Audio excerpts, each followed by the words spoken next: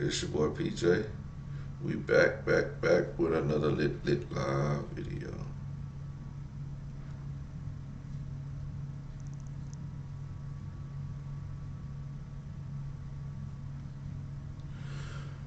We back with another lit live video now. Today, if y'all see the title on the screen, it is about your boy Charlie Kirk. Now, I was debating on doing this. Oh shit, I forgot to put oh,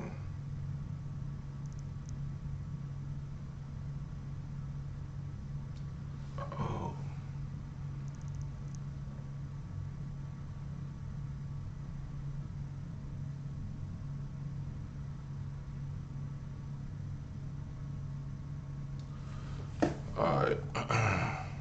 I forgot to put the thumbnail, so let me go ahead and put that on there.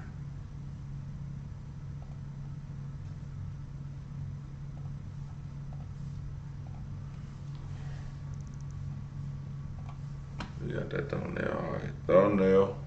But as y'all can see by the title, some of y'all already here. Thank y'all for joining Everyday PJ. We're gonna keep it lit. Make sure you guys like, comment, and subscribe to this video. Please hit that like button, man. Please hype your boy up. And we're gonna continue to stay lit. What in the hell?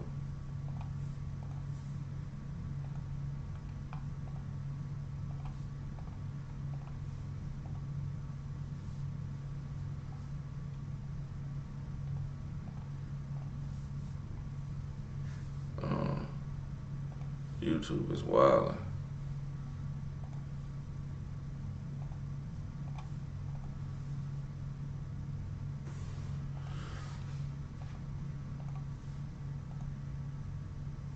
Alright, there we go. Alright, man. Thank you to everybody pulling up to the Everyday PJ live stream, man. We got another lit video for y'all. Thank you everybody for joining. What up, Tay TV, man? He's one of our mods. We got everybody in here, man. Y'all, thank y'all for pulling up. Shout out to Phoenix. Shout out to... Now, this is a controversial show. Now, I might say some stuff that y'all might not agree with, but y'all gonna feel me though, okay? Like women always cheating. Y'all might think I'm lying, but I be telling the truth sometimes. Anyway, there is no video showing yet, but just wait. Just wait. Let's get into it. Since Judith can't wait, she want to see what's going on. Judith, hang tight. Don't get your panties in a bunch, because we about to get lit. I'm telling y'all, it's controversial. Oh, mods, unless people saying some racist stuff, don't delete them, because we want to hear what everybody got to say. We want to give everybody a chance to say what they got to say. But if they being racist, then you delete them. But other than that, please, everybody keep your cuss words to a minimum. But y'all free to say what y'all want to. Okay, y'all free to say what y'all want to. So let's get into this video. Family, I know there was several cars that frequented there, that lived there. I'm under the impression maybe there's a couple younger. Oh.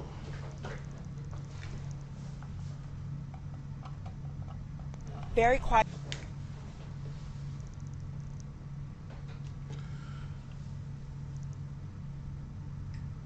There, that cars that family.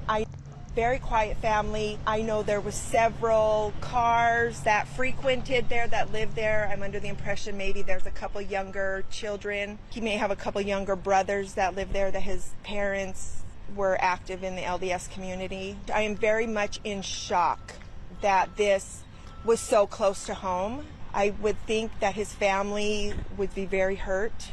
I have a lot of sympathy for his family right now, his parents and his loved ones, that they have to really be hurting. I'm glad they got a suspect. Of course, he's innocent until proven guilty. My understanding is a family member gave the big lead that turned him in, so thank you to that family member. It took a lot of courage to do that. In this country, you should be able to express ideas And if you disagree with them, that's what discussion's for and debate's for. It's really sad that this country's come to a point where on one side of the political aisle, if you say something that is disagreed with, you get killed instead of debated and discussed and trying to bring you to their side. Very quiet family. I know there was several. I didn't give a fuck about Charlie Kirk when he was alive, and I don't give a fuck about Charlie Kirk just because he was unalived. And for you people who say, but he was a Christian, bitch, please. It's a lot of racist Christian motherfuckers who hide behind that Christian title. So miss me with that garbage. Half of y'all don't even read the Bible y'all claim to believe in. So shut the fuck up. Isn't Charlie Kirk the one who said, unfortunately, sacrifices have to be made in this country in order for us to maintain our Second Amendment God-given rights? Well, Charlie, thank you for your service. With that being said, rest in peace to all the children who lost their lives while attending school in the great United States of America. And rest in peace to all the men, women, and children who have been massacred because of greed, because of genocide. And if you don't like what I'm saying, that's cool. Do me a favor. Cry me a river of tears, jump inside of it, sink all the way down to the bottom, and don't come up for air. Because I don't give a fuck. I guess since ain't nobody gonna say it, I'm gonna say it. I've never in my life, living 32 years old, seen a funeral get established in 48 hours.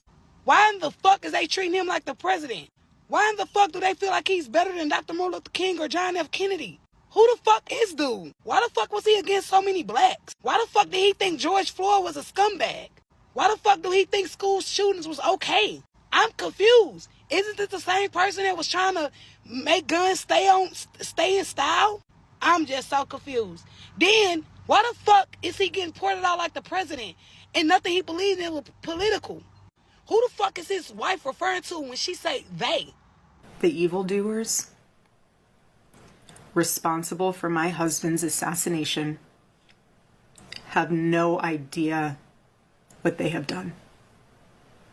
Is she referring to the Black Lives Matter movement? I don't know. I guess wasn't nobody gonna say it. But I'm just trying to figure out how the fuck he died in Utah, get ported from Utah, moved to Arizona, and already have a fucking funeral. It took 2 weeks for me to bury my mama. Who the fuck is dude? Why the fuck should we have empathy for somebody like him? His beliefs were disgusting. And I always believe in when you pointing one finger at someone, it's three pointing back at you.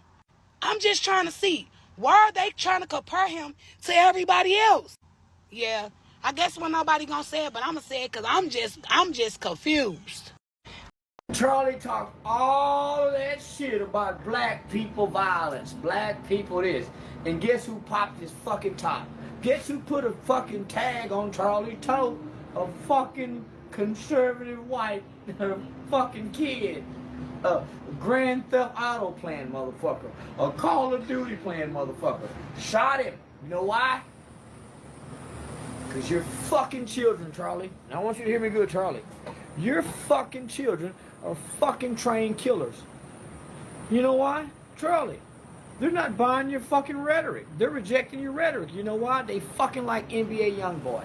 They fucking like LeBron James. They like Kanye West. They like Stephen Curry.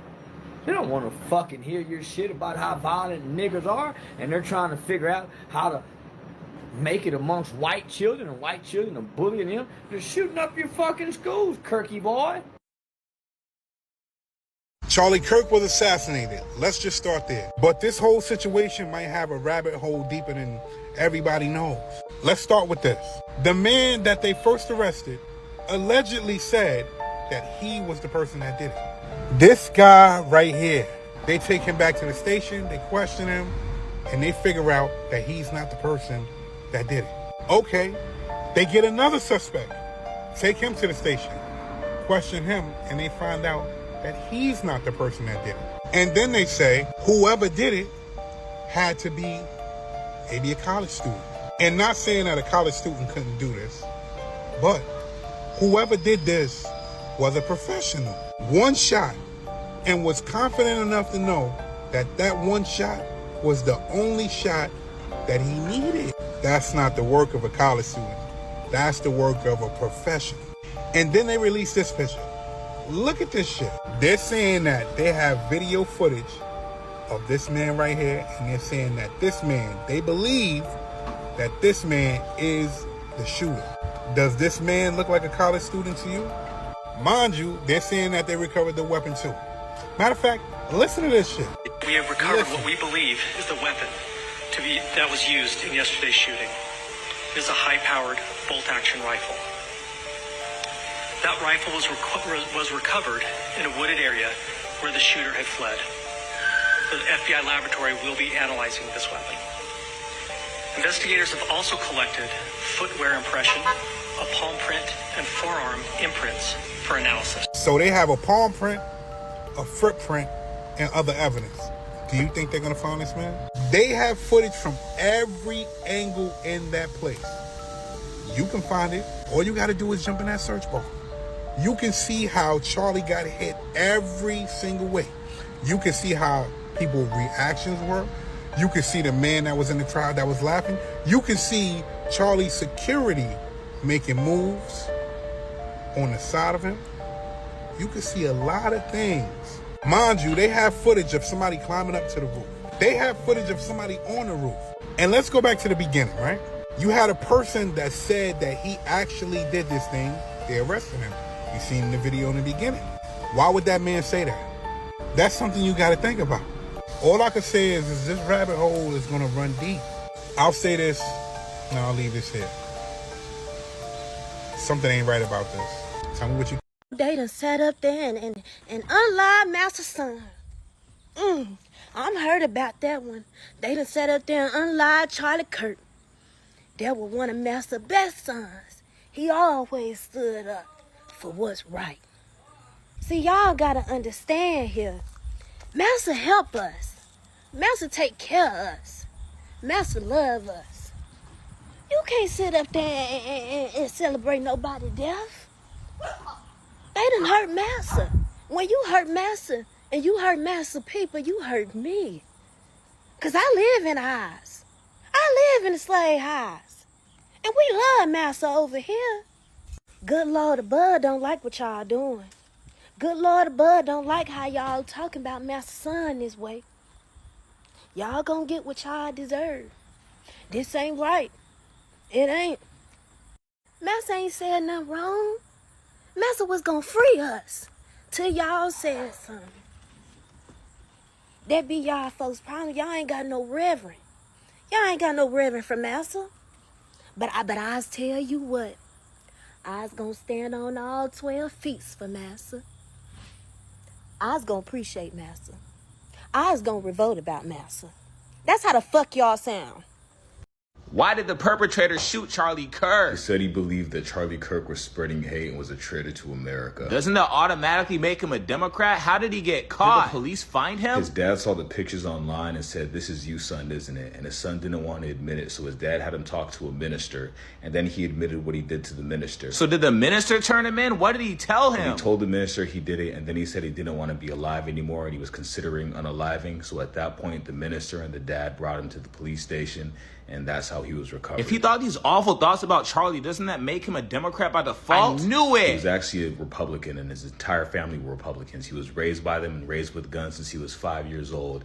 He was actually something considered a graper and liked to... But didn't he have weird writings on the ammo, and that's why everybody thought he was trans? He did have engravings on the bullets. They were just troll words and nothing. So he was just a troll. What source do we have that was his actual reason for the Charlie Kirk incident? Him saying he thinks Charlie Kirk was hateful. Because he told his family this before he did it, and he told them that he didn't like him when he found out Charlie Kirk was going to be at the Utah event. But how did the shooter know he'd be at Utah University? Because he attended Utah University. He was a 22-year-old with a 4.0 GPA in the electrical engineering program. A 4.0? Gee whiz. What was his ethnicity? Are you sure he wasn't trans at all? It seemed like all of MAGA kept saying he was trans before we found out who he was. I was 100% sure he would be. He was a straight white male. That was the last thing I would have expected. Never in the history of mankind would I have guessed that. Does this mean people were angry at trans people for no reason? At the end of the day, what he did was awful, and sometimes it's not best to jump to conclusions and wait for the results, because unnecessary hate is bad for everybody.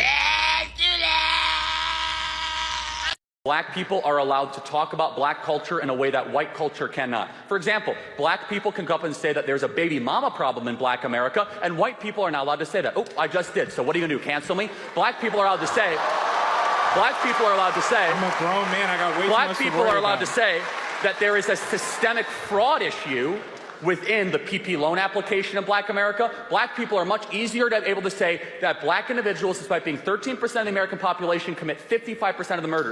If most white people say that at a job, they would get fired for being a racist. I don't care because I say whatever I want. So black individuals have much more intellectual public freedom than white people do. If a white person were to come up and say, you know, black America really needs to get its act together and stop sleeping around all the time, and it needs to actually have why would you because it's true.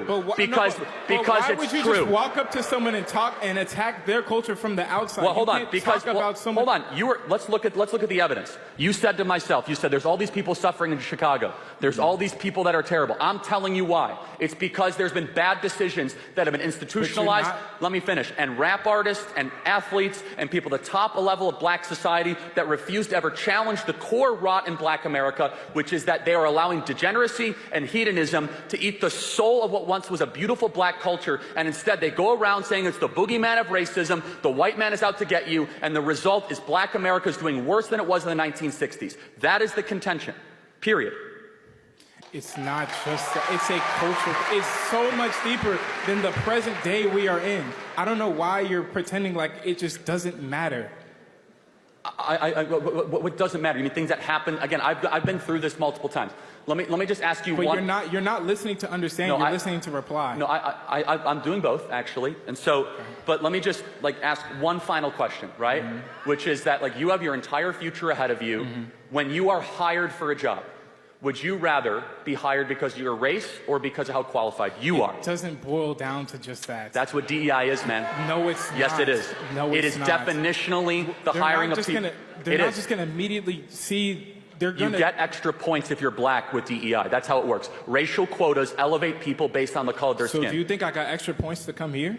I don't know. You said you were qualified, but affirmative action was institutionalized in Harvard and in Texas and a lot of other places. We know this. So again, TU, we don't like them, right? So, but again, I just want to I want to just repeat this point. Where can I go to work that you can't? It's not just that. Exactly. There is nothing that is preventing black people from prospering. Nothing. The only thing is that you guys have been hypnotized to be victims of your own mind, to think as if there's a white person out to get you. Black people are allowed to talk about. I just got the. I'm gonna say it because y'all can't fight me. For the people who are like, that was his political opinion. Okay, pause. Let's run it back to grade school and discuss what is a political opinion. A political opinion is something like, how high should taxes be? Should the states have more control than the federal government? Should we regulate guns more or less? See, these are political opinions. You can agree, disagree, debate them. That's politics. But when you step into saying things like black women don't have the same cognitive ability as white people, or that black people were better off in slavery and Jim Crow because they committed less crimes, that's not a political opinion. That is racism and white supremacy. When you claim that the 1 in 5 women who report SA are liars, that's not a political opinion. That is misogyny. When you argue that even a 10-year-old child who is SA'd should be forced to carry that pregnancy to term, that is not a political opinion. That is violence and asinine, honestly. And when you say that we should bring back live, televised executions for children as young as 12 to watch, that is not a political opinion. That's apparently a self-fulfilling prophecy. And let me be clear, violence is never the answer, and I do not stand for it. But we also can't ignore the fact that for years, this person promoted violence and hate towards others on a huge platform. We need to stop pretending like every belief falls under the umbrella of political opinion. Politics is about governance. Dehumanizing people, encouraging violence, that is not politics. That is extremism. And clearly we can see that when we normalize it, the more dangerous it becomes for everyone. All right, thank you. Class is dismissed. This one's for the Christians. For the Christians. If you're not a Christian, we love you, but this one's not for you. So Charlie Kirk has been murdered, and there's been a lot of discourse over the last day about it. And one thing that I want to add to the conversation as a Christian, as a therapist, is that we can hold multiple truths at one time. Let's take it from the top.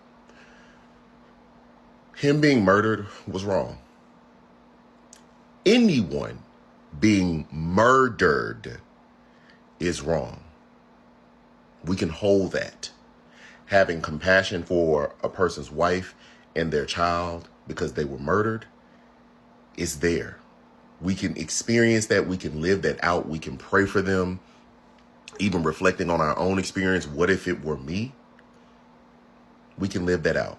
And at the same time, we can hold the truth that a person communicated what is perceived as violent and extremely harmful speech and rhetoric towards populations of people.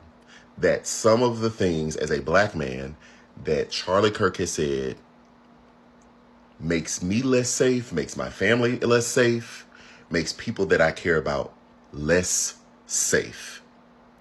And so me personally, I have found that in this entire moment that I am neither hot nor cold, that I am numb and trying to figure out how do I wade through these waters. And so how do I wade through them? I take it back to God. I take it back to God because he calls me to have compassion, but it's hard to have compassion. It's hard to be compassionate towards a person, an enemy that I have perceived is actively working against me, against people that look like me for merely existing and merely having the imago Dei that you, Lord, have given me. That's hard. It's hard work. It's hard to ask the Lord, why do you call me to compassion? Why do you call me to love when people don't act loving? That's hard work. That's hard work. Jesus modeled it for us, but I am yet a human. It's hard work, but that's what I'm called to do. And so I have had to wrestle with what does that look like, Lord? What is it? How do I do what you've called me to do? And I'm experiencing real human emotions, numbness to the situation, and have already had a pre-thought about this person, about what they stand for, about what they spew. How do I do that? And I truly think it's okay that I am wrestling with this. And so if you find yourself wrestling with it, it's okay. The key is to give it to the Lord, because I don't know how to walk it out in my own power. I can only walk it out in his. And I can be honest and not deny that I'm holding multiple things in my hand at the same time. You've called me to compassion. What I saw was terrible. And at the same time, this man has pressed against me and people like me in a way that is extremely insidious, that is extremely violent. And it's not of you, Lord. It's giving evil. And even though I have seen him on pulpits and in Christian spaces claiming you, Lord, your Bible, your word tells me that if we are yours, that we should have some fruits of the Spirit. We should have some fruits of the Spirit. And I didn't see not one single fruit. So, Lord, what am I supposed to do with that? How do I process that?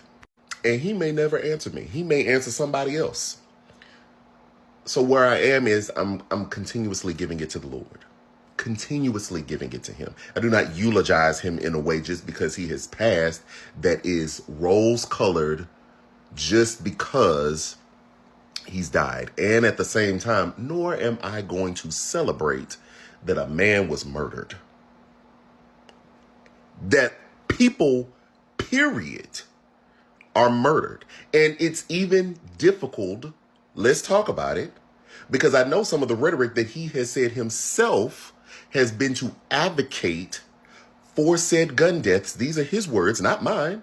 That we are going to have to endure certain gun deaths in order to protect the Second Amendment. Those are words that he spewed. And so what flesh would like to do is say, well, Lord, them his words. That's what he said. Well, okay. It still doesn't make it right. It doesn't make the act right. And it doesn't make it right that I'm devoid of compassion right now. Even though I understand this is a moment to tap into that. And so you may be struggling with that. I know I am wading through the waters of it. I am too. The goal is to take it back to the Lord, because I can't. Now, I don't know about y'all. I can't do that in my own power. Just the other day, I saw one of my black sisters in Christ post a video where she took the time to say that Charlie Kirk was murked because he was a truth teller.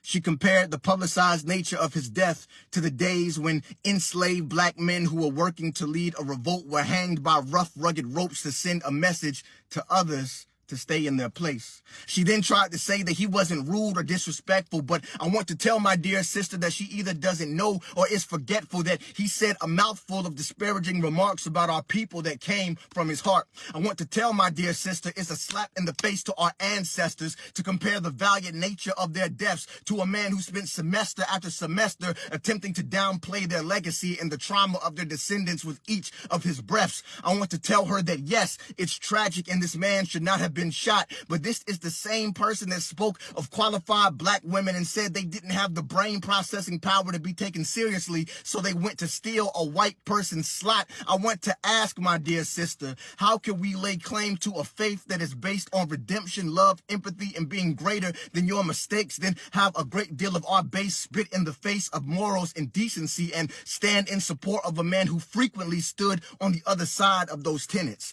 And I'm not without sin, so I'm not here to cast stones, but Mr. Kirk's truth-telling was not based in love and proved to be lethal. His energy was rooted in sowing division and dehumanizing God's people. I agree that no one should celebrate the murder of a human being, but as believers in Christ, with all of our declaring and decreeing, we understand just as much as anyone the power of the tongue in the life that we're supposed to be speaking in. We serve a God of justice and empathy, but how can we be taken seriously if we throw support to a man who didn't even believe in it? I want to tell my sister I have to challenge our overall commitment to morality. And tragically, this is a difficult reality to fathom when we speak about the love of the Holy Spirit. And how can we expect anyone to hear it or believe us when our brothers and sisters in Christ are aligning themselves with the kind of person who would have hammered the nails into Jesus? My sister, his words were cancerous to so many when our words need to be like marrow. I know the gate is small and the road is narrow, but how can we study someone like Moses only to wind up being overly apologetic to someone who had a hardened heart like Pharaoh? Our truth tellers have names like Tubman, Sojourner, Turner, and Vesey. And I say these words not to be combative or messy, but to say it's dangerous when we let our faith overshadow the ways people treat us. And I know we are called to forgive, but I feel like it's egregious to make excuses for people who live their life to stoke fear and spoke about so many people without the love of Jesus. Well, let's hear what that lady said, because we can't. What happened to Charlie Kirk happened plain and simple because he was a truth teller. He wasn't rude, he wasn't disrespectful, he wasn't wicked, he wasn't immoral. What happened to Charlie Kirk, the assassination of Charlie Kirk, happened because he was a truth teller. And the reason why social media has not taken that assassination video offline, the reason that they have not censored it, is because social media is run by very high-level witches and warlocks. And just like back in the slave day, when the black men decided that they wanted to cause a revolt, and when they were caught, they made sure that they hung them in front of everybody to see. That is why that video is still being circulated and why it's not being stopped is because they want to show each and every truth teller out here, this is what's going to happen to you. They want to show each and every truth teller out here that if you don't cower down in fear, if you don't become silent, you will be assassinated as well. That video is kept up, and it is a sign of what they did back in the slave day when they hung the black man, kept him up there for days, weeks, and months. Just as you passed by, you had another level of fear. But my prayer is today, in the righteous indignation of God, that no truth teller become silent. My prayer today is that this causes a revival. One man's death causes a revival of truth tellers, millions of truth tellers, to stand up globally all over the world and speak the truth no matter who is listening. Speak the truth even in the fear of assassination. Speak the truth even in the fear of death. I pray that none of you cower down in silence. Let the righteous indignation of God, let the boldness of the Holy Ghost come on the inside of you and make you speak louder than you did before. There are still 7,000 that have not bowed their knees to Baal. And it's just time. It's time for you to speak. It's time for truth tellers to speak. The world and even most of the church hates God's truth tellers. I saw somebody say in one of my comments, the church needs to wake up. Why? You hate people when they try to wake them up. You talk about them when they try to wake you up. You smear their names when they try to wake you up. This is what happens when you try to wake the church up. May those that God have assigned to wake the church up, may God's truth tellers wake up and begin to speak the truth, even if the church comes against you for doing it. And I don't care how many times you watch an assassination video, let it always be embedded in your mind, your spirit, and the cells of your body that you are forever and ever and ever covered by the Almighty God. Before I get started, let me say that this message is only for believers of Jesus Christ. This message is not for you if you are not filled with the Holy Ghost, if you are not a true believer of Jesus Christ, if you are not filled with the Holy Ghost, if you don't have eyes to see or ears to hear, this message is not for you. If you talk to your ancestors who are dead and gone, this message is not for you. And I didn't say you couldn't honor your ancestors. I just said you shouldn't be talking to them if they're dead. Now, obviously, there's a lot of people trying to figure out why so many people are being so heartless, cold, and wicked because of the assassination of a man. And I wondered the same thing. So I went to God about it, and here's the answer that he gave me. What we're witnessing are not just simply regular people commenting in comments or making posts or videos like they're complete psychopaths. What we're witnessing are evil foot soldiers of a principality. And this principality is using people to do its dirty work. And they're letting them like idiots. They're trying to get you to put more blood on their altar. And for this altar, your argument is the blood, which is why they're trying to create strife and contention and false accusations to provoke you to give them the blood of your argument so that they can lay it as a sacrifice on their altar. Don't give them what they're looking for. As men and women of God, as prophets and apostles, as pastors and teachers, as intercessors and watchmen, we don't go back and forth with the devil. We make declarations out of our mouth because we're fighting an already defeated foe. We don't let people send evil declarations and let them just rock with it. No, we release declarations out of our mouth. Kingdom decrees that are superior to any decree that the enemy can launch against us. And we don't care about any blood sacrifice because the superior blood of Jesus Christ is over any weak sacrifice of blood that they can send against us. So don't give them your argument. Give a kingdom decree. These people cannot hear you because it's not a person that's arguing with you. It's not a person that's posting these posts. These are demonic systems and people and networks that are coming up against you. With that being said, the Bible says that the weapon of our warfare are not carnal, but they're mighty through God to the pulling down of strongholds. The world may think that the weapons us as believers use are weak, but the kingdom of darkness are horrified of the weapons of God. My admonishment to you is to pray in the spirit for at least an hour a day. Allow God to give you a strategy on what to do, what kingdom decrees to declare, because you're going to win this fight best on your knees and not in their face.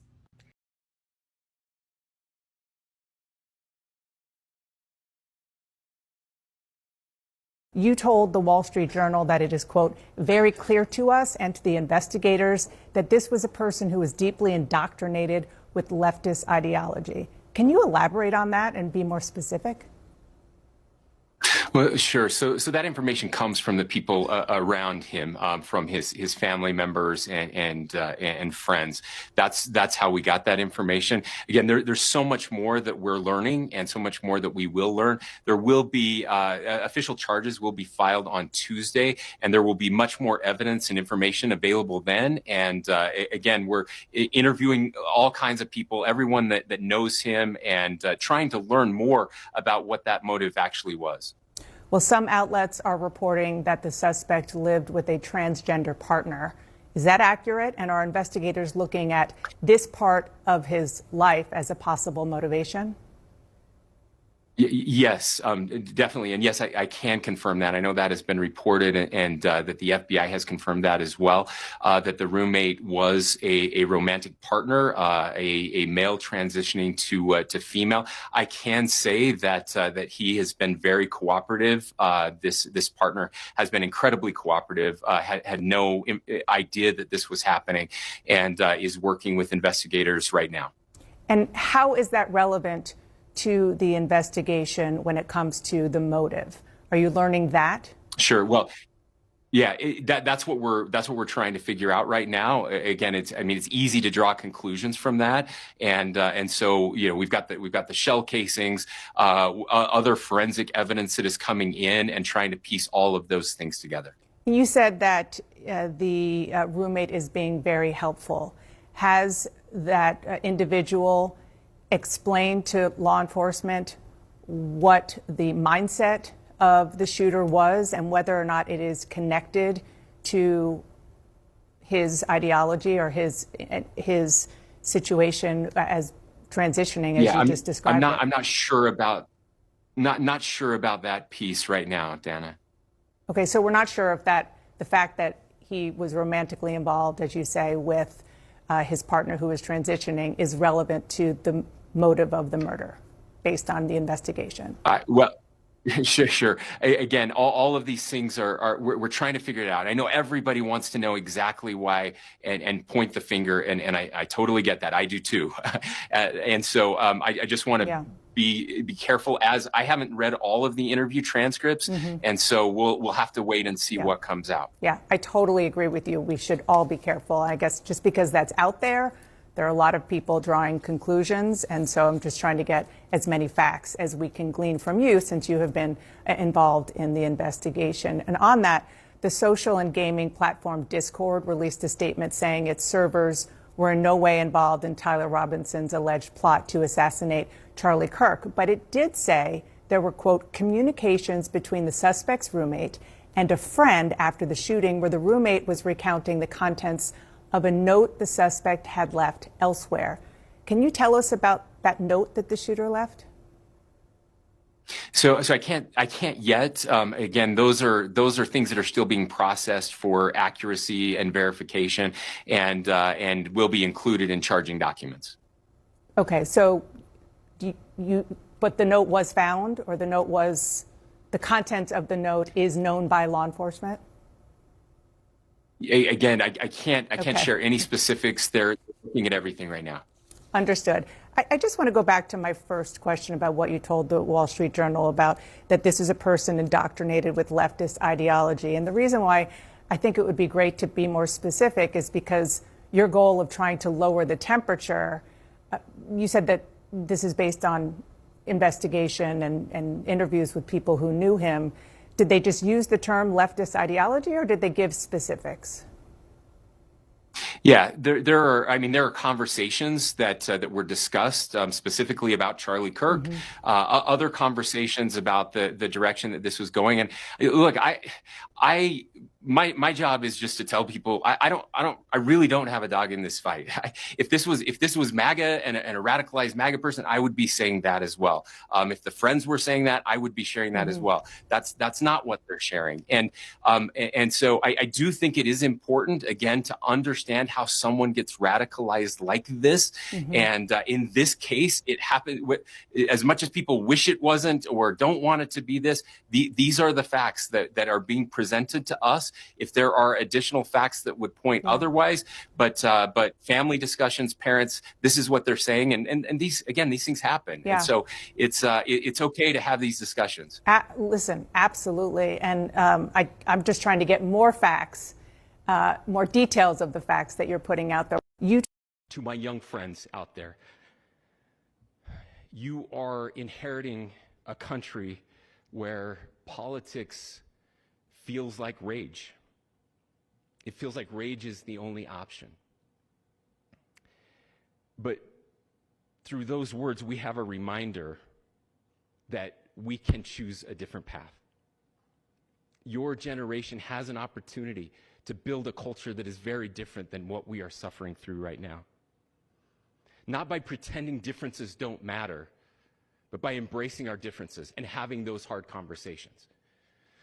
I think we need more moral clarity right now. I hear all the time that words are violence. Words are not violence. Violence is violence. And there is one person responsible for what happened here. And that person is now in custody and will be charged soon and will be held accountable. I absolutely believe that this is a watershed in American history, yes. The question is what kind of watershed? And that chapter remains to be written. Is this the end of a dark chapter in our history or the beginning of a darker chapter in our history? Look, I mean, if you look at true political assassinations in this country of someone of this stature, this feels a lot like the late 60s. And having one so gruesomely displayed on camera in all of our hands and in all of our pockets, we are not wired as human beings biologically, historically. We have not evolved in a way that we are capable of processing those types of violent imagery. And by the way, we've seen another one with a gruesome stabbing very recently that went viral. This is not good for us. It is not good to consume. Social media is a cancer on our society right now. And I would encourage people to log off, turn off, touch grass, hug a family member, go out and do good in your community. That is happening, and it's happening organically right now. I had a friend in a small city in Utah who said, we're getting together, the Republicans and Democrats in my little town are getting together to have a discussion tonight, last night, just to find a way to find their better angels. So yes, this could be, I mean, again, you have to go back to JFK to have seen a video live of something like this happening. I wasn't born until 1975, but I know that things were really dark in the late 60s. Sorry to some of you. I know some of you were there. This is our moment. Do we escalate or do we find an off-ramp? And again, it's a choice. It's a choice, and every one of us gets to make that choice. For 33 hours, I was praying that if this had to happen here, that it wouldn't be one of us, that somebody drove from another state, somebody came from another country. Sadly, that prayer was not answered the way I had hoped for. Charlie Kirk was murdered in broad daylight, in public, in front of his wife and kids.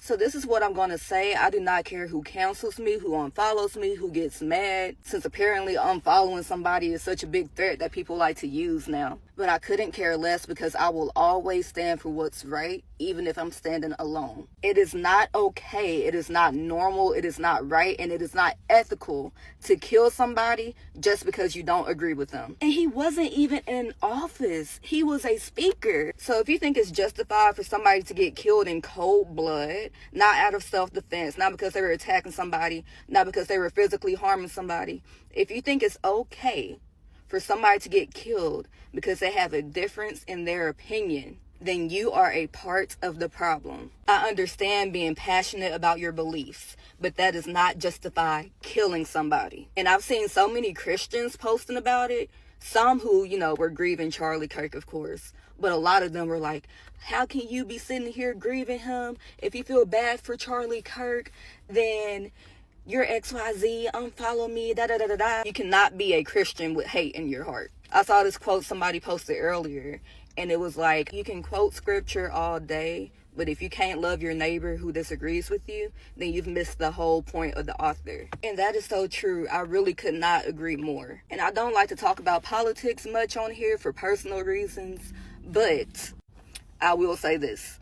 No matter what side you're on when it comes to politics, whether you're Democrat, Republican, left, right, whatever it is, you should never become tribal. Being tribal in politics means that you're so blindly influenced by one side that you have no room for nuance. So whoever did this, I definitely feel like they were tribal about their side, and that's why they decided to kill him. I know a lot of people have a problem with Charlie Kirk because of headlines y'all have seen and stuff you've seen on social media. But here's the thing about that too, and it drives me nuts.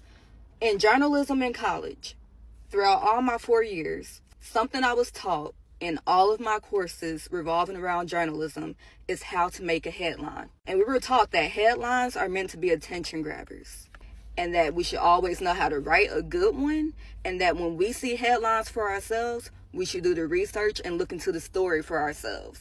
And I feel like that's why so many people have an issue with certain politicians and speakers and podcasters, you name it.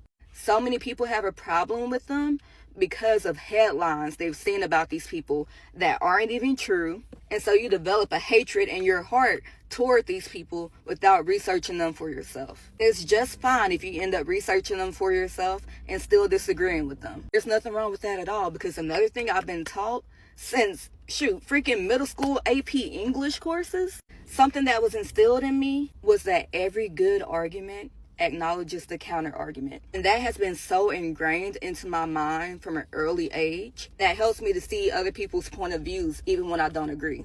I will sit here and listen to speakers and podcasters and politicians that I don't even agree with just so I can understand their points of view and just so I can understand why I don't agree with them. And you know why I do that? Because I like to soak in knowledge. Being teachable and having knowledge means you cannot be biased. You cannot be tribal. It is okay to disagree. It is not okay to murder. And it is not okay to celebrate somebody losing their life. Like, I just can't fathom it. I've had so many awful people in my life do some awful things to me, and I still do not wish death upon them. Governor Spencer Cox of Utah just had a speech where he said he has been praying for 33 hours straight that when they caught the person who did this to Charlie Kirk, that he wouldn't be one of us, wouldn't be from his state, wouldn't be from this country. But he says he was wrong and all of his praying did not work. Shocking. Now, let me translate for some of you what he's really saying. He wishes it was somebody more brown and not so white and not from our country and maybe an illegal immigrant or maybe somebody trans so we could pin it on them. But no, this is a direct reflection in the mirror. We don't know anything about Taylor Robinson yet. All that he's 22. We've seen a picture of him and his dad. His dad helped him to turn him in. Of course, he came in safely. Only that is only allowed for mass pun. Somehow they never, they get taken in, no problem. Anyway, I'm digressing. What do you guys think about this? Let me know in the comments. Secret Service, Sam out, Samson for president. So you mean to tell me that the governor of Utah, Spencer Cox, spent all of this time while they were looking for the suspect praying that he was not from this country? Huh? This bad stuff happens. And for 33 hours, I was praying that that if this had to happen here, that it wouldn't be one of us. That somebody drove from another state, somebody came from another country. Now, I'm going to let him finish. But what I'm hearing him say is that you were praying that it was someone who was a person of color or someone who migrated here from another country, aka an immigrant, because an overwhelming majority of the population in Utah is white. I don't know. It feels like coded language to me. And why were you praying for that? Why wouldn't you just be praying that the person who was responsible for killing Charlie Kirk was caught? That should have been the only prayer. Demographics and place of birth shouldn't matter. You should have been solely focused on the fact that somebody lost their life and you wanted to get justice for that person. No? Sadly, that prayer was not answered the way I hoped for. Just because I thought it would make it easier on us if we could just say, hey, we don't do that here. No, sir, that is not why. The reason you were praying for that is because you were ready to blame another demographic of people to continue to make yourself and the population that you serve look like they're good people. But the data says otherwise. So you mean to tell me that the governor of Utah, Spencer Cox, spent... Investigators noted inscriptions that had been engraved on casings found with the rifle. Inscriptions on a fired casing read, "Notices bulges, capital OWO, what's this, question mark." Inscriptions on the 3 unfired casings read, "Hey fascist, exclamation point, catch, exclamation point." Up arrow symbol, right arrow and symbol, and 3 down arrow symbols. A second unfired casing read, "Oh Bella Chow, Bella Chow, Bella Chow, Chow Chow." And a third unfired casing read, "If you read this, you are gay, LMAO." Investigators noted inscriptions that had been engraved on casings. We got him? He's Muslim, right? Black? Latino? At least he's an immigrant. What do you mean he's from Utah? At least he's trans? Guys. Okay, does he use pronouns? What do you mean everybody uses pronouns? At least he's a radical leftist? He's not a leftist? He's not even a Democrat? Guys, is this the same exact person as last time? A different one? How am I supposed to spin this? What do you want me to do? Lord, you know I prayed that it wouldn't be one of ours. Okay, give me a second to think. What would the president do? What would the president do? What would the president do? Okay, I think I got it, you guys. We're gonna blame the mental health crisis, and then we're gonna gut all the funding to all of the social programs. Unhinged. Unhinged. Did you see this? This is absolutely unhinged. Erica Kirk posted a video of her kissing his dead hands in his open casket. Unhinged. When my brother died after a motorcycle accident when he was 20, and we had to go to the funeral home to look at his body and his makeup because we had open casket. It was my mom, my grandma, and I. Well, after I passed out, you know what I wasn't thinking about? I wasn't thinking about taking pictures. I definitely wasn't thinking about posting pictures. I was grieving. I didn't even know what was going on. And I am almost convinced that this is all part of a plan, because he wanted to go down as a martyr, and they are trying to incite a civil war. How many parents have shared online pictures of their kids' little dead bodies after they were gunned down in a school? We should release the video, because I'm sure there's video footage in Minnesota of the assassination and attempted assassination of the lawmakers there, because obviously people saw what happened in Utah, and so I understand that there's going to be a reaction after so many people saw it happen. But maybe that's why there's not a reaction for the lawmakers in Minnesota, because they didn't see it. But I'm sure it was identical to what we watched in Utah. This is unhinged, absolutely and utterly unhinged. It is 22-year-old Tyler Robinson has been identified as the key suspect in the fatal shooting of conservative influencer Charlie Kirk. Mr. Robinson was taken into custody on September 12th after his father recognized him from footage released by the FBI during a nationwide manhunt and urged him to turn himself in, according to the BBC's U.S. partner CBS News. So, what do we know about Tyler Robinson? Well, the FBI declined to discuss his background, political leanings, or possible motive, saying the investigation was ongoing. A family member of Mr. Robinson said he had become more political in recent years during an interview with investigators, according to Utah Governor Spencer Cox, and had expressed negative views about Kirk during a family dinner. Public records reviewed by the BBC have him listed as an unaffiliated voter in the state of Utah, and Mr. Robinson was not enrolled at UVU, the site of the shooting. Records reviewed by BBC Verify suggest that he briefly attended Utah State University in 2021, but only for a semester. Investigators say Mr. Robinson was steeped in online culture,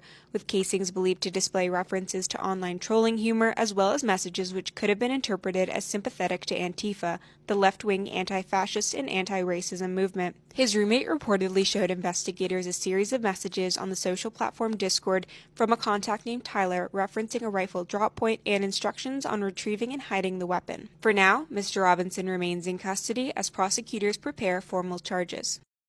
Hi, I'm Caroline, and I used to work for Charlie Kirk and Turning Point USA. I grew up in rural conservative bubble in the suburbs of Houston. My family was conservative, so I just grew up surrounded by conservative politics. And as a privileged white woman in the conservative bubble, I was never forced to confront politics and really think for myself about what I believed in. So when I was 17 and I met Charlie Kirk and he talked about limited government and fiscal responsibility, it just made sense for me. And so from there, I ended up working for Turning Point full-time for part of it during the first Trump election. And a lot of what I did was writing articles specifically designed to scare people and garner traffic and really just ratchet up the intensity of the political moment. And at the time, I thought that I was saving America. I really thought that this was the end-all be-all, and that if we did not fight for these conservative values, America was going to fall apart, and Hillary Clinton was going to ruin the world, and the deep state, I wasn't even a term at the time, but basically the liberal, media, liberal elite is going to take over the world. And I genuinely believed that. I really did. But then in college, I was studying political science and I started to learn how the world actually works. I started to learn about governance, about the importance of government and what the government can do. And a lot of conservative politics stuff just started to not make as much sense to me. I started to really question what I believed. And that was so scary because in the place where I was at, your political view was number one, synonymous with your faith. It was like you almost worshipped politics and your political stance. It was so extreme that for me to question my political views was akin to having a crisis of faith. But I did have that crisis of faith, and the more I unraveled it, the more I realized that conservative politics just did not make sense to me, that I thought it was unethical, that the right wing was getting more and more extreme by the day, and that I was not comfortable with it. So that's when I pretty much quit Turning Point. And I said, this is not okay. What is being done to the electorate is not okay. But I was scared and I was confused. And so it took me a really long time to really figure out what I believed. And now, in the second Trump administration, I can't not talk about it. And so I want to share my experiences as somebody who used to be super conservative, who is now involved in liberal politics in small town Texas, and talk about how important it is for, if you are claiming a political party or political ideology, to really understand what it is you're talking about. Man, you got these Charlie Kirk supporters trying their damnedest to find a way to blame black people for their boy getting murked. Like, look at the way they're responding. Then they're talking about some Black Lives Matter showed up at a vigil last night to cause a disruption. Then they're making videos about Kai Cenat. Oh, he didn't show compassion. He can do whatever he wants with his platform. It's his free speech, right? He's not even a political streamer. He didn't even want to interview political people. Leave him alone. Leave all black people alone. We didn't murk your boy. Your boy got smoked by a white man in a white city, in a white state, on a white college campus, in front of his white audience. A white man smoked your boy. So leave black people alone and go handle your white on white crime. Don't try to blame us because Charlie Kirk finally leaned left on a gun issue. All because he had different opinions? Opinions shape attitudes, behaviors, actions. After death, Charlie Kirk continues to have an influence over a certain demographic that is now threatening HBCU campuses and the DNC headquarters. It's that very demographic that grew up around the mere opinions, the different opinions of their parents, their parents' parents, their parents' parents' parents, that has kept this long-standing tradition of inflicting fear and terrorizing black spaces alive. That German man has been gone for decades now, and his mere opinion, his different opinion, has influenced people for generations, continues to influence people's hateful acts. As far as we know, he didn't use his hands to directly take somebody else's life, but his opinions shaped attitudes, which thus shaped behaviors and actions. It inspired people to commit wrongdoings against millions of people and continues to. Trump's different opinions emboldened people to act violently towards naysayers at his rallies or passerbyers who weren't even attending his rallies. Stop minimizing opinions as insignificant, harmless forms of communication. Some opinions reflect your belief system, your moral values, and if your opinion is that certain people don't deserve freedom and equality, then yeah, you can expect some harsh responses towards the man who advocated against another person's existence. I'm going to read some of my favorite quotes from Charlie Kirk. We made a huge mistake when we passed the Civil Rights Act in the 1960s. Women should not work, but instead serve their husbands and raise children. If my 10-year-old daughter were raped and became pregnant, I would not allow her to have an abortion. Birth control has created very angry and bitter young ladies, and women in their early 30s, they're past their prime. Abortion is our modern Holocaust. If a 6-week-old fetus is not alive, then what does abortion do to the fetus? That's like saying an 88-year-old with dementia isn't really alive. At least 8 babies were born alive during botched abortions and subsequently died without receiving any care, treated as medical waste and discarded. Planned Parenthood's claim to offer health care is nonsense. They do abortions. He referred to transgender individuals as, quote, a throbbing middle finger to God, and then said that they should be taken care of the way we used to in the 50s and 60s.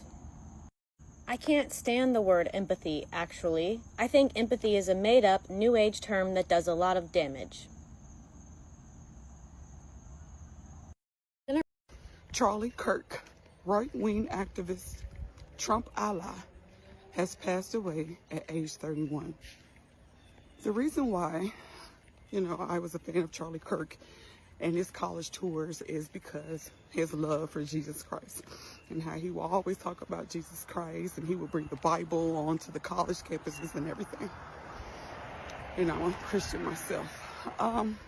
All I can say is I pray for his wife and his 2 young children. My name is Tiffany. I lost 150 pounds in 2.5 years. And I also report different news topics. Later. A bullet fired at Charlie Kirk is a bullet fired at all of us. All of us? There will be no mercy.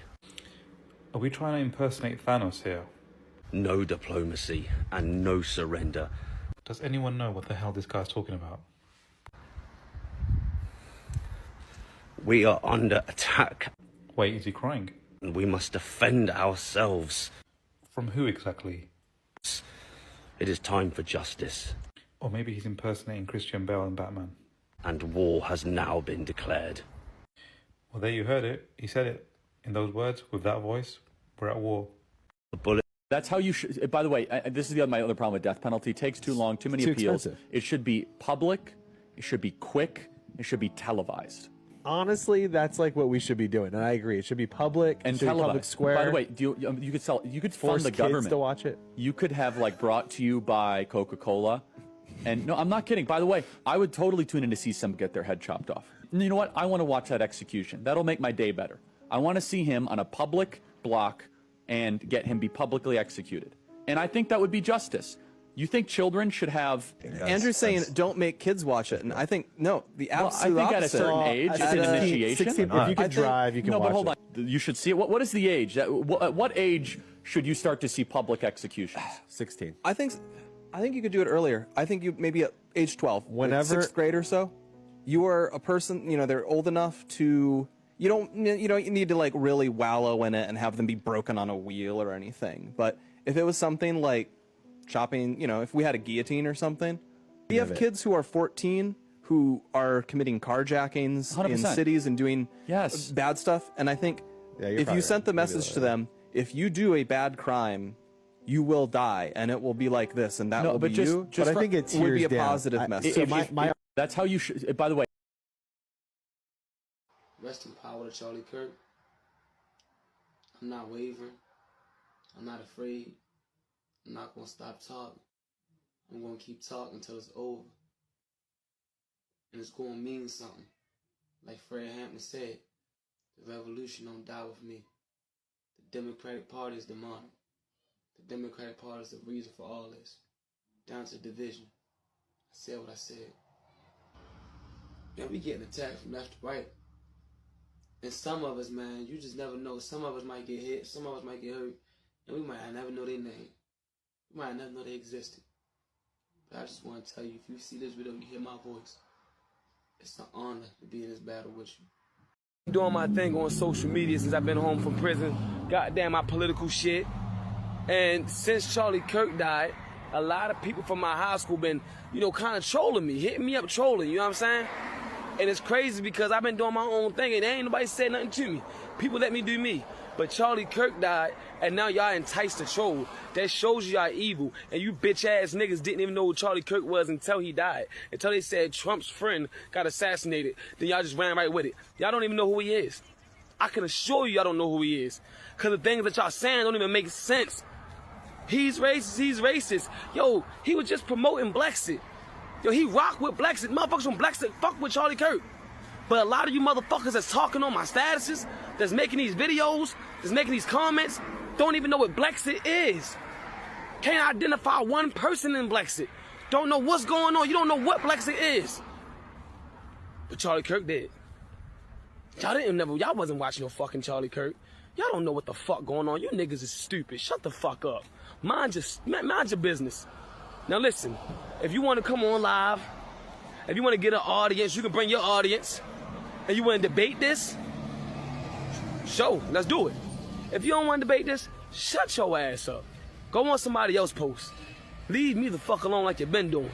Because we can get embarrassing out this bitch. Dumbass. You don't know shit. You see, you know how y'all know football and y'all know basketball. Y'all do y'all fan duel. Y'all can make y'all bets. You know the game. You know the players. You know what's up. You know how to make your money. You know the game. You love the game. Right? That's how I feel about politics. I love politics. Yo, I don't know football. I wear a Lamar Jackson jersey. That's the only Ravens player I know.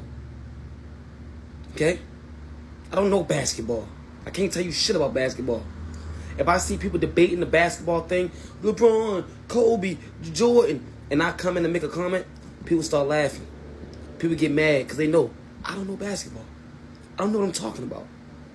If somebody comes to me and say, remember this, bro, this is LeBron, and they show me clips of LeBron missing shots, and I show a LeBron fan, you see, LeBron was missing shots, and they might look at that same clip and see that was a whole game that he made 80 points in.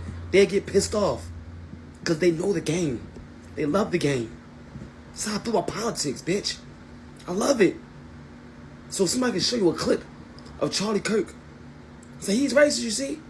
But you don't know. You didn't watch that whole hour thing. You don't know what you're talking about. You don't know what Turning Point is, his nonprofit.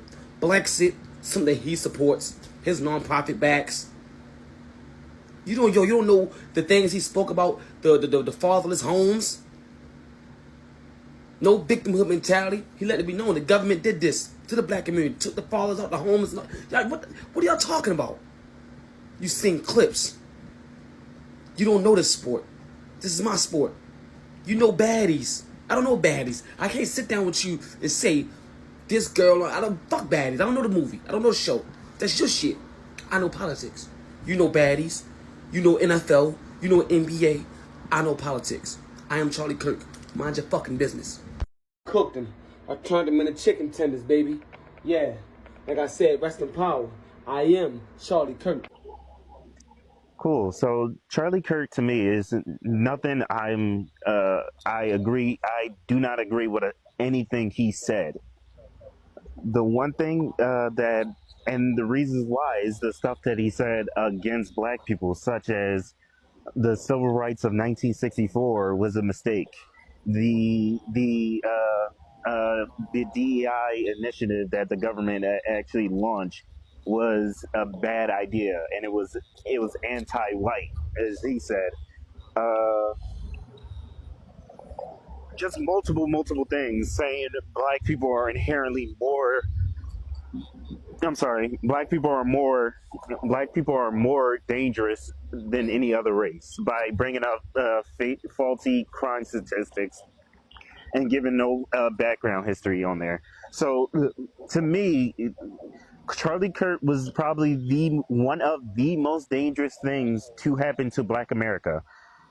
And after his unaliving, Trump did nothing to ease tensions down from political Black community. He said that the civil rights movement was a mistake and it should never happen. And he says Charlie Kirk is racist for that. It's funny because he never mentioned Malcolm X being racist, because Malcolm X talked shit about the civil rights movement the whole time. Those like Malcolm X talked shit about the civil rights movement. All of us did not agree with forced integration.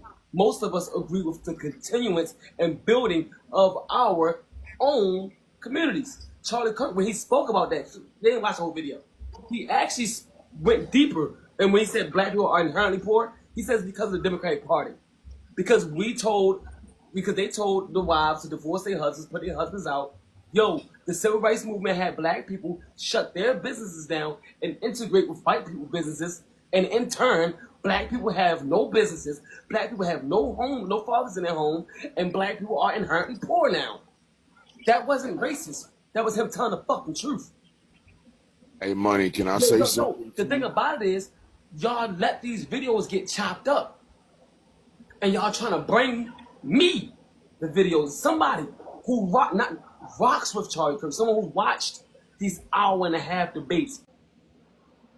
Yo, no, I don't think it's right that you say, yo, I gotta hire this person because we don't have no black people. It's not fair. That's stupid. If the person is not qualified, they're not qualified. You know what that does? It embarrasses us. It puts people of our skin tone in a position of authority that don't belong in that position. Next thing you know, that person's going viral all over TikTok, all over Instagram, looking stupid. Or when bad things happen, like, yo, who was in charge? Who was the fire chief? And it was a freaking black guy. So I don't think Charlie Kirk is a problem for the black community. I don't see how. Because most of y'all didn't even know who Charlie Kirk was.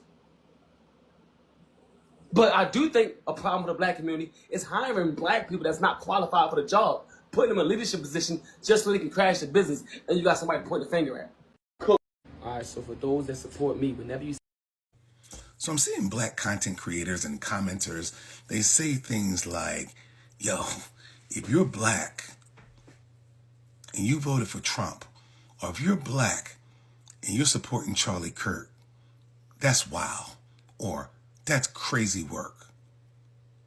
And I'm thinking, if you're black, like, is that the only qualification for it to be wild? All right, like, what? What is it about being black that makes you think that we're all the same? Like, my life experiences are not your life experiences. The experience of a black man that lives in New York City, in the Bronx, Queens, Brooklyn, Manhattan, Staten Island, is different from a black man who lives in upstate New York, like where I live. And even in upstate New York, there's small cities like Schenectady, Utica, Rome, Rochester, whose experiences are all different.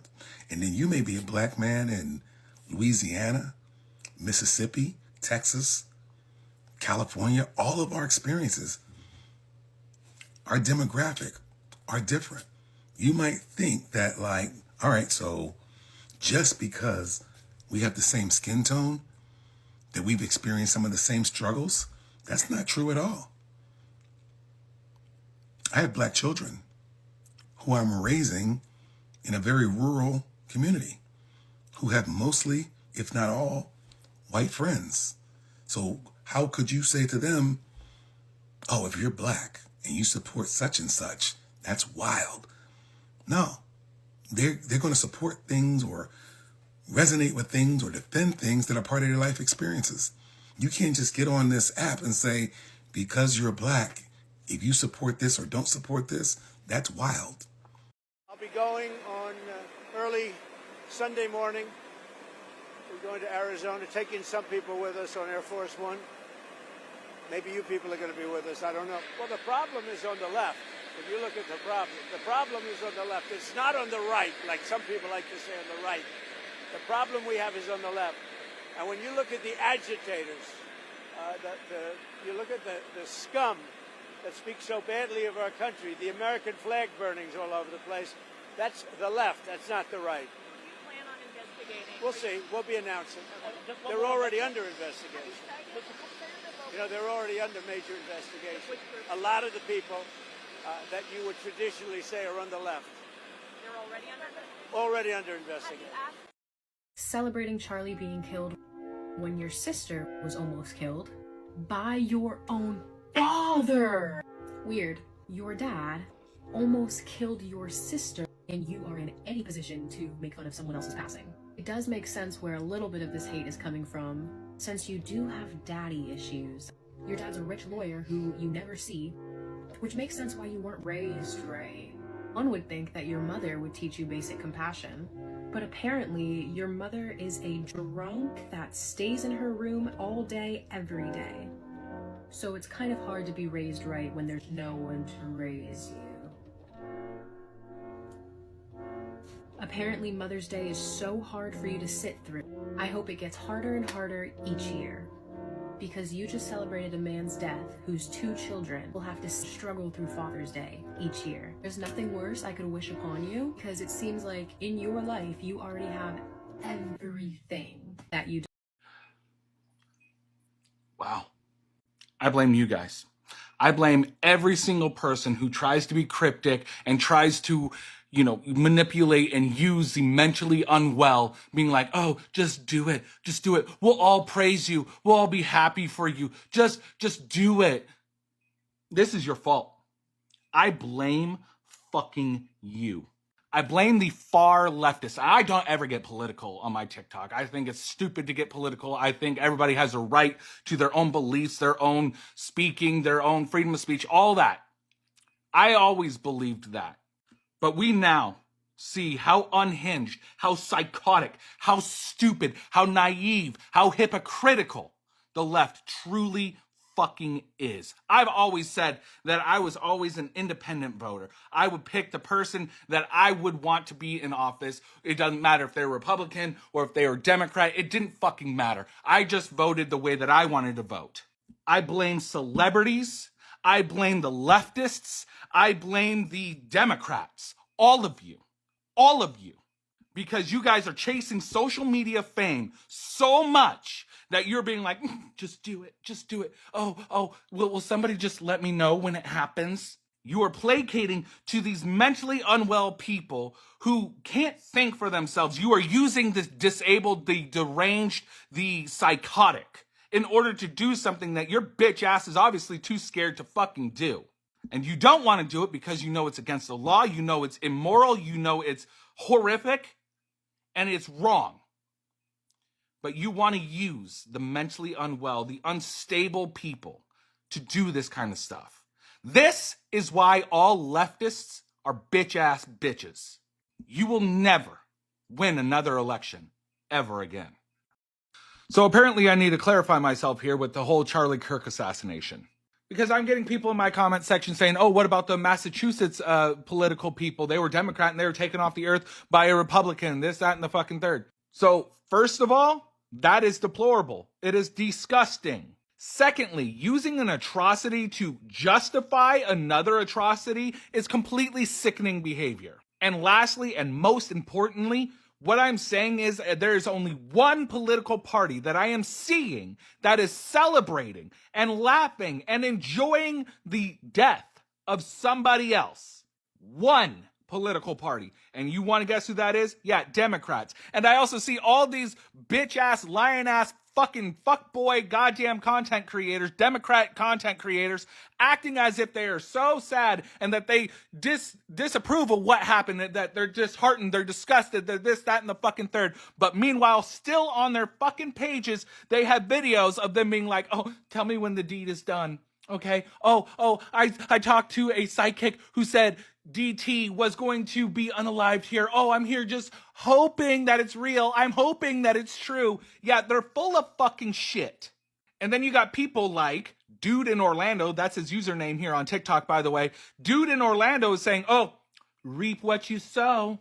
And these Democrat content creators may not have pulled the trigger, but they were absolutely the ones behind the gun. It is because of their stupid cryptic videos being like, oh, just do it, guys. Just do it. Somebody just do it, okay? Yeah. Don't worry. We'll put money on your books for you. Oh, I talked to a psychic and they said that this person was going to be unalived and I'm just here hoping that it's true. And the videos that they make calling for fucking violence. It is 100% these Democratic content creators who are the ones behind the gun, even though they're not pulling the trigger, because they are making videos like that and getting mentally unwell people who are misfits, people who just want to belong to something. And these content creators are making it sound like, hey, we'll let you into our club if you just go and do this. We'll like you. We'll appreciate you. We'll love you for it.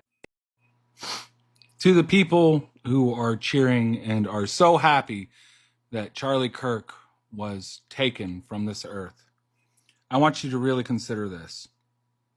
The one man who allowed you to come up and talk to him and debate him and try and prove him wrong, the one man I have seen do this on a day-to-day basis, a constant basis, not holding some random ass live, not holding some random ass event every once in a fucking while. No. This person who allowed you to come up, say your piece, get your thoughts out, and debate him. That guy's gone. That guy's gone. The guy who gave you a platform to say whatever you wanted to say. Hi, my name is Quinn Pratt, and I like going around on the internet finding people making fun of Charlie Kirk's death, and I go and report them to their employers so they get fired. And we got 5 more. We have sent out over 300 emails to employers, and we have gotten now 15 confirmed fires. So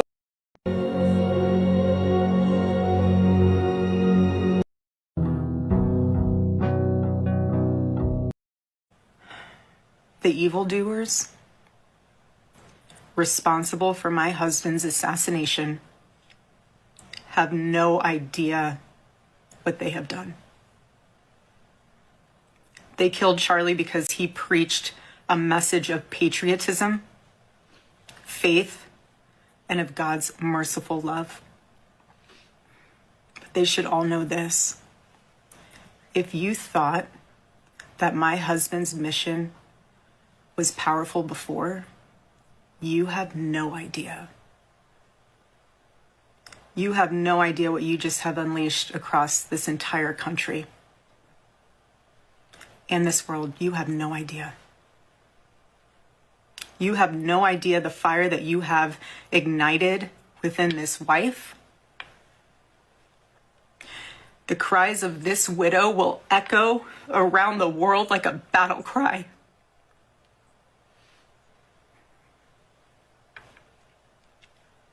To everyone listening tonight across America, the movement my husband built will not die. It won't. I refuse to let that happen. It will not die. All of us will refuse to let that happen. No one will ever forget my husband's name, and I will make sure of it. It will become stronger, bolder, louder, and greater than ever. My husband's mission will not end, not even for a moment. And one of Charlie's greatest talents was his ability, this phenomenal ability to choose great people to follow him. He could always find the ones who could handle any setback.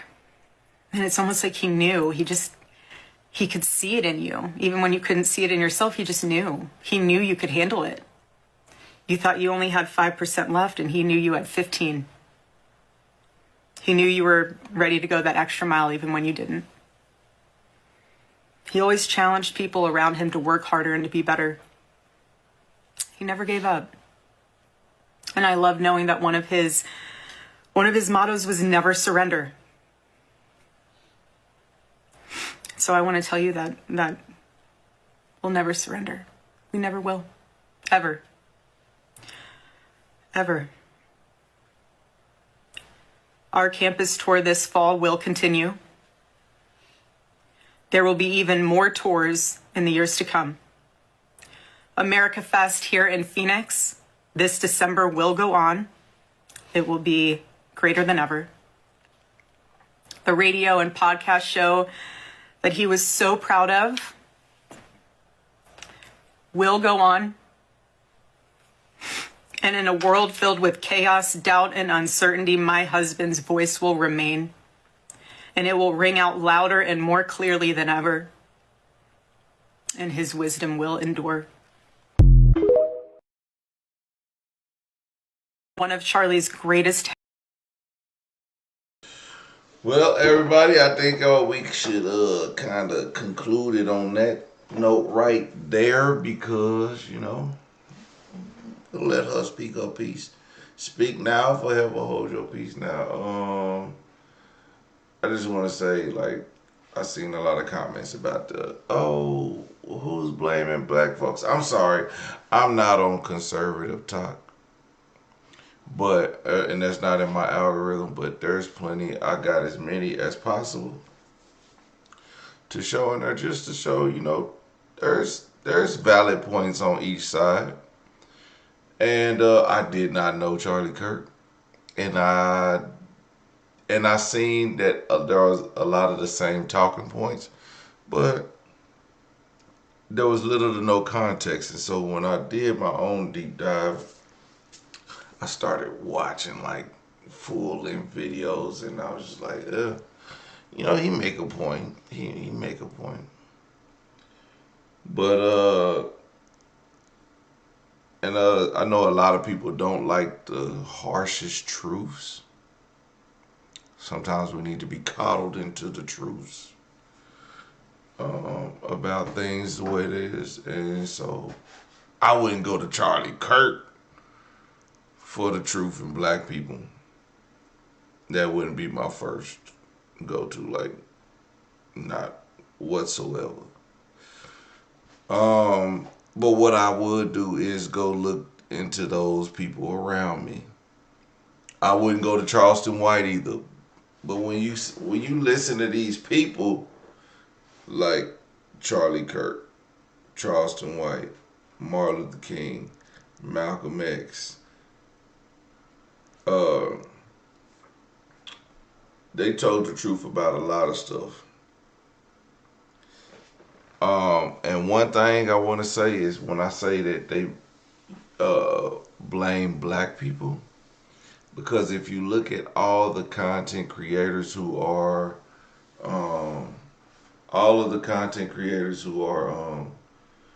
reacting to videos of The conservative content creators who are reacting to the content that is of Charlie Kirk's death, they're using black people. And you can, if you on conservative talk, you should know this. You should know that all of these people who they're talking about, they're not using trans people. They're definitely not using white people, because even though there's a few white people who have spoken out on this on social media, they're not clipping their videos. They're using black content creators. They're using Mexican content creators. They're using Middle Eastern content creators. So it's not that they're saying that. And then this is how y'all paint it as not black people, because it's kind of crazy, and I hate this word. Like, you're liberals. I'm not a fucking liberal. What the fuck is a liberal? I do what's right. But if a black person speaks out on something and it follows under the liberal values or Democratic Party or whatever idea it falls under, you label them not as a human being, not as a person, but as a liberal or a Democrat.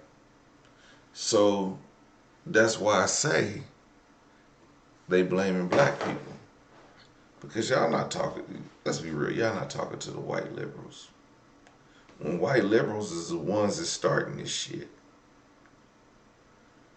But when Charlie Kirk died, y'all didn't go after none of the trolls who called these death threats. They didn't call them to University of Texas, University of Alabama, University of Ole Miss.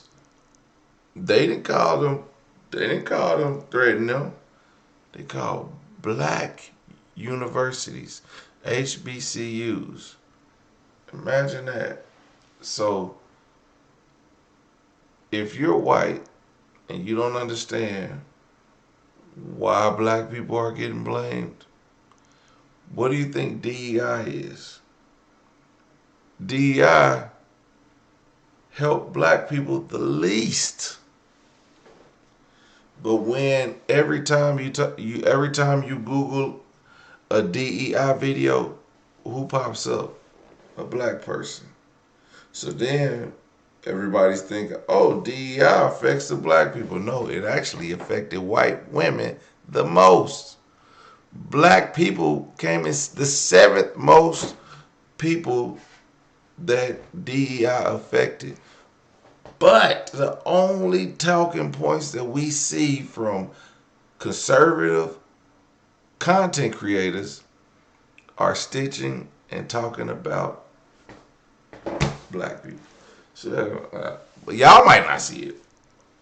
I'm not here to get all political with y'all. I'm just saying, this is what it is, and I hate that, because I'm not your fucking liberal, and I'm not going to shoot no goddamn Charlie Kirk because of how he feel about black people. Because what his black ass ain't, what his ass, white ass ain't doing, is coming to my black neighborhood. Okay? He's not doing it. He's not even a taxpayer over here. And there are, on my block, it's probably like 75% black. Okay? And we don't walk outside and be like, hey, conservative white neighbor. We don't do that. And I would hope they don't say, hey, you liberal black man. I wouldn't want them to say that. That would be weird.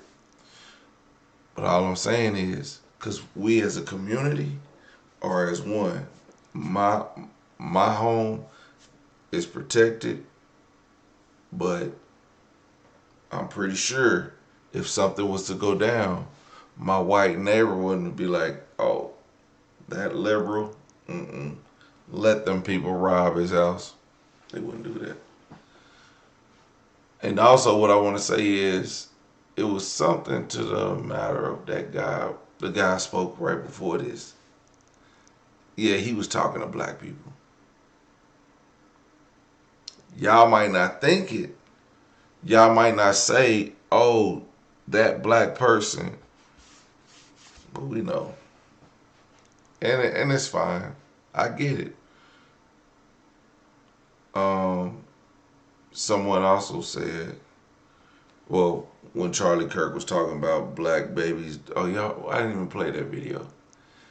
He said, black men, the reason why black men ain't in the homes, I think it's one of these videos after this, but it's just too long.